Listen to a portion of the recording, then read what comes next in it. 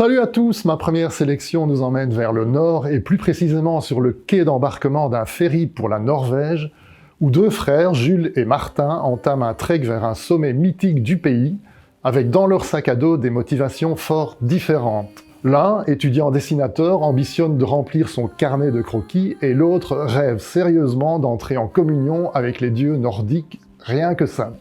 Et ils vont vivre ce road trip face aux éléments naturels comme une sorte de pèlerinage aux accents de quête initiatique faite de rencontres vraiment surprenantes. Le voyage va en outre révéler les failles de la fratrie et les secrets familiaux de l'un d'entre eux. Le trait élégant, qui n'est pas sans rappeler Bastien Vivès et les couleurs subtiles, touche la cible tant dans l'évocation des grands espaces que dans les séquences plus intimistes. Jean Crémers signe là son premier opus BD, en partie autobiographique, et c'est brillant. Ça s'appelle Vague de froid et c'est publié au Lombard. Changement total de décor pour mon deuxième choix, dont la vedette est une mallette égarée, mais pas n'importe laquelle puisqu'elle contient le livre de contes trafiqué d'un parrain de la mafia. Nous sommes en 1969 à New York et Emmanuel Moineau va nous embarquer dans un palpitant récit choral qui va voir le fameux attaché-caisse passer de main en main. Taximan macro, dealer à la petite semaine, pègre local, tous poursuivis par un jeune agent du FBI.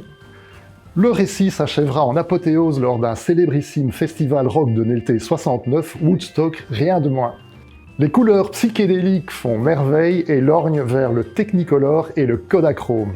Et que dire du scénario qui parvient à mixer roman noir et flower power hippie dans un cocktail explosif dont on dirait du Tardy sous acide. Cherchez Charlie est sorti aux éditions Sarbacane. On va terminer avec le nouvel album du dessinateur-écrivain Didier Tronchet en compagnie de son personnage, un humoriste talentueux, chroniqueur en vue, bref, ce qu'on appelle dans les médias un sniper.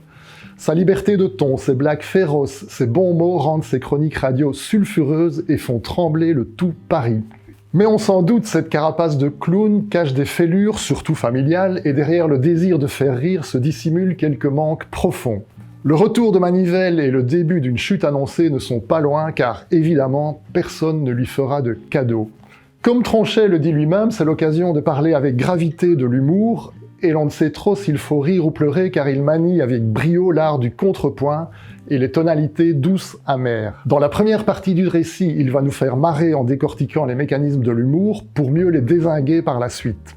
On y ajoutera aussi cette recherche par son personnage d'un album photo disparu qui escamote de facto une année entière de sa vie, rendant le récit passionnant de bout en bout. Un gros coup de cœur donc pour cette année fantôme qui paraît en collection Air Libre chez Dupuis. Bande dessinée, manga, comics, produits dérivés, vivez la BD avec Slumberland BD World.